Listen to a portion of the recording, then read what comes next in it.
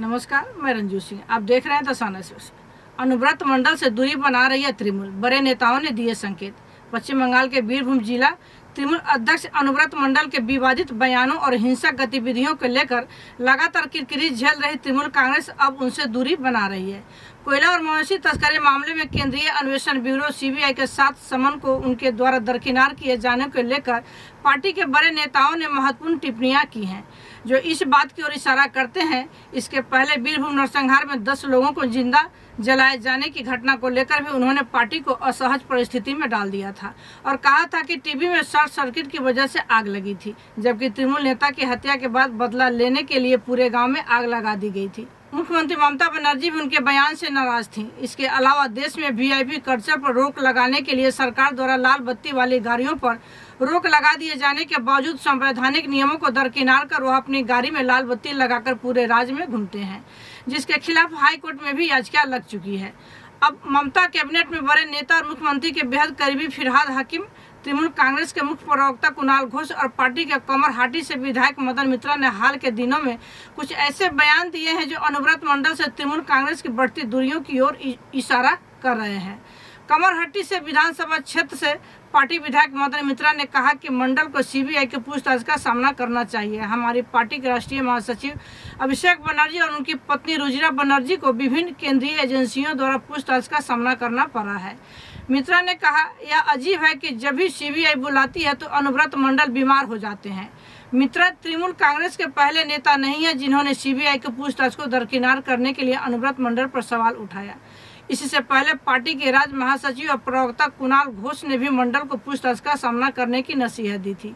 उन्होंने कहा था, पहले मुझे कई राज्य जांच एजेंसियों से पूछताछ का सामना करना पड़ा है, लेकिन मैंने कभी भी पूछताछ से परहेज नहीं किया।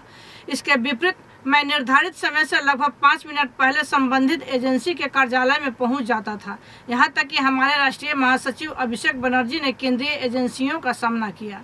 हाल ही में राज्य के वित्त मंत्री चंद्रिमा भट्टाचार्य ने भी इस मामले में एक सूक्ष्म संकेत दिया था। इस मामले से पार्टी को अलग करते हुए उन्होंने कहा था, यह सीबीआई और अनुव्रत मंडल के बीच एक आंतरिक न्यायिक मामला है। ममता कैबिनेट में परिवहन और शहरी विकास मंत्री तथा कोलकाता के मेयर फिरहाद हकीम भी अनुव्रत मंडल पर टिप्पणी कर चुके हैं। वह मंडल के लाल बत्ती गाड़ी में घूमने को गैरकानूनी करार दे चुके हैं। उन्होंने यह भी कहा है कि ऐसी गाड़ियों के खिलाफ परिवहन विभाग कार्रवाई करेगा और मालिकों के खिलाफ केस दर्ज करने के साथ ही गाड़ी भी जब्त की जाएगी। सीबीआई समन को दरकिनार किए जाने को लेकर पूछे गए सवाल के जवाब में हकीम ने कहा कि न्यायिक मामलों में कानून के मुताबिक काम करना बेहतर होगा। इसके पहले सीबीआई द्वारा किसी भी नेता को समन दिए जाने को लेकर पार्टी उसके साथ खड़ी रहती थी और शायद ही ऐसा कोई नेता हो जो 1 या 2 समन को दरकिनार करने के बाद पूछताछ का सामना नहीं किया हो। दूसरी ओर मंडल लगातार सीबीआई पूछताछ को टाल रहे हैं, जिसकी वजह से पार्टी भी उनसे दूरी बनाने लगी है। मंडल ने सीबीआई के 7 समन की अनदेखी की है। 6 अप्रैल को उन्हें सरकारी एसएसके मेडिकल कॉलेज और अस्पताल में भर्ती कराया गया, जहां उन्होंने 17 दिन बिताए। वह 22 अप्रैल को अस्पताल से अपने कोलकाता आवास पर लौटे।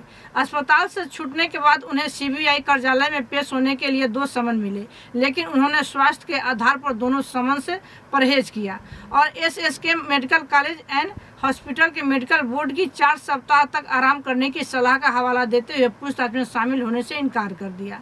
इस बीच उन्होंने पूछताछ के लिए पेश होने के लिए सीबीआई को शर्तें भी रखी थीं।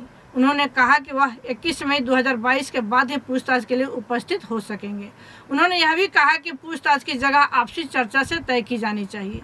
इसी तरह की अन्य खबरों के लिए आप जुड़े रहें दसाना एक्सप्रेस के साथ। धन्यवाद।